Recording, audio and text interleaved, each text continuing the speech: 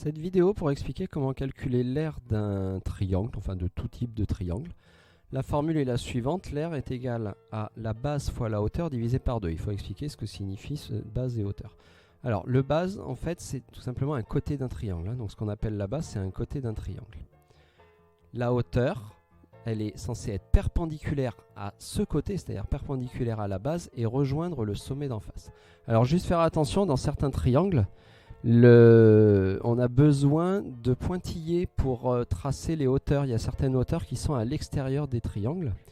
Eh bien, il faut savoir que quand on prendra en compte la base, il ne faudra surtout pas prendre en compte les pointillés. On va voir ça sur l'exemple suivant. Donc là, on me demande de calculer l'aire de ce triangle de 3 façons. J'ai donc écrit ici la formule que l'on a vue au-dessus 3 fois. Si je ne tombe pas juste dans mes calculs, arrondir à l'unité. Alors au début, on ne m'avait donné que le triangle qui est tracé en noir, dont les contours sont en noir. Mais moi, pour gagner du temps, j'ai directement tracé en plus les hauteurs. Alors on vérifie. Si je prends ce côté-là, alors c'est un côté, c'est donc une base, je l'ai appelé la base B1.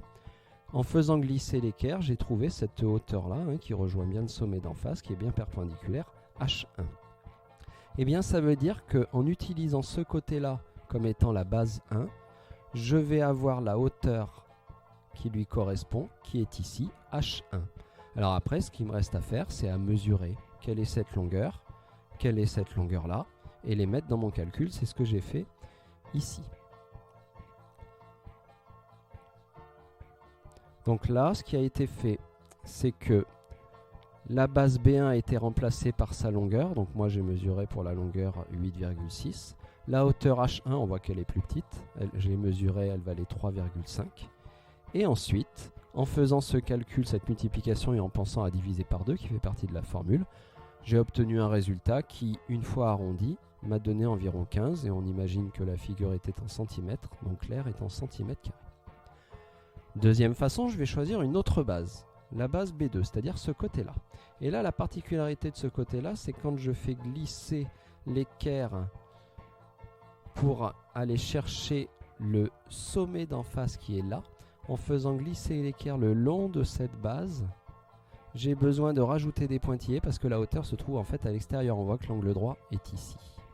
Eh bien, ça veut dire que dans mon calcul d'aire, je vais prendre pour B2 la partie qui correspond au côté du triangle. Et je m'arrête là.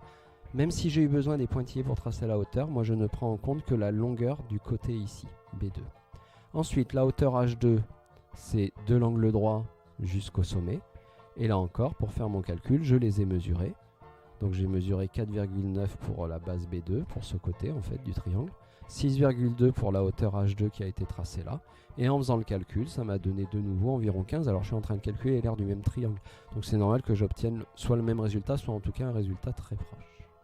Et enfin, troisième façon, je vais m'occuper de ce côté-là du triangle, qui s'appelle la base B3. Et là encore, j'ai eu besoin de pointillés pour faire glisser l'équerre. Donc la hauteur H3 se retrouve être à l'extérieur ici, de l'angle droit jusqu'au sommet. Et la base B3, je prends en compte le côté du triangle et je ne m'occupe pas des pointillés qui ont été rajoutés.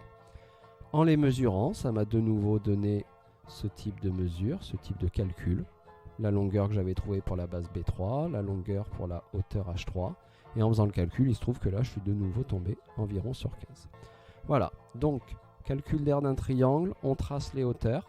Si certaines hauteurs sont à l'extérieur du triangle, on pense quand on prend en compte les bases de ne pas prendre les pointillés. Les bases, ce sont les côtés du triangle et les hauteurs que j'ai tracées à l'aide de l'équerre.